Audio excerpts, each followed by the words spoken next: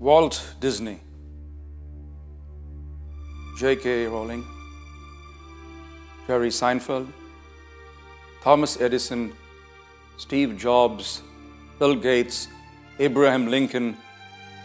These are names of just a few famous people who were initially rejected by the rest of the world, stating that they were unimaginative or simply poor performers. Rudyard Kipling was told that he didn't know how to use the English language. Galileo was guillotined for saying that the earth was not the center of the universe, and the world believed in the contrary. All these people gave in to ridicule they faced from society. Their stories would have never been told. And so, once upon a time,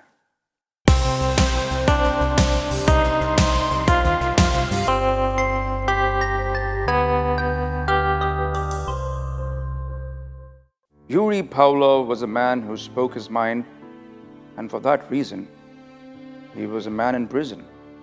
His wife, Irina, had warned him that it would happen when he insisted on taking the government on with his sharp editorials and edgy comments against the policies and the rule of the land.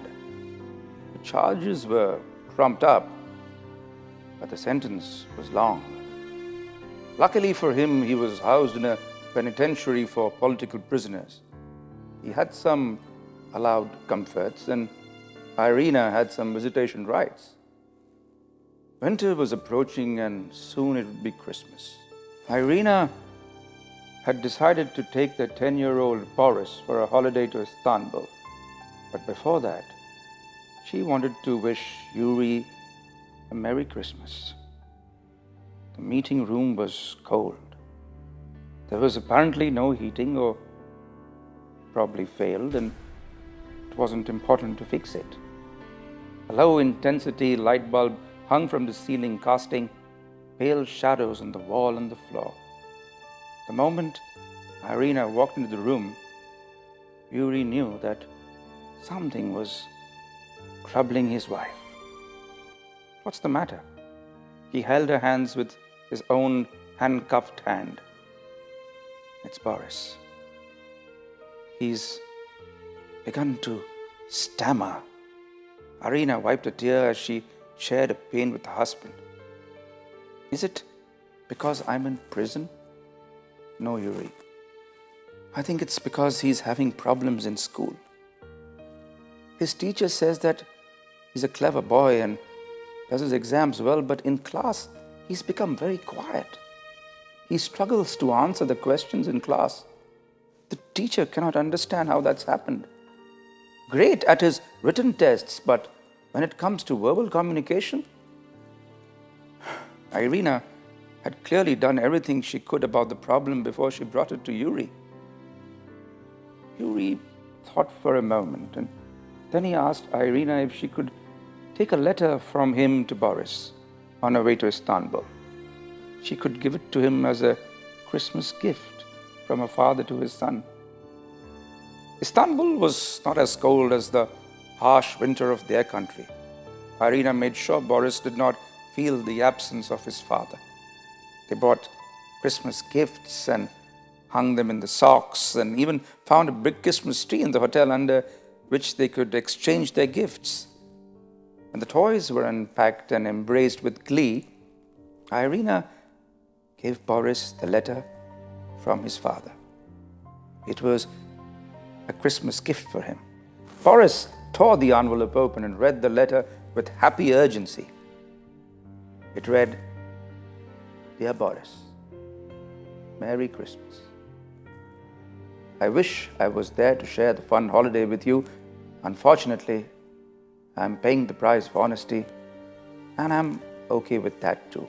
My gift to you is not this letter, but what I write here for you. It might not seem like much of a present right now, but I'm sure as you grow older, you will see the value of what I've written here." The pause. What is the pause? The pause is the silence in a conversation. We all experience it all the time when the conversation dries up. we don't think much of it. It's fine.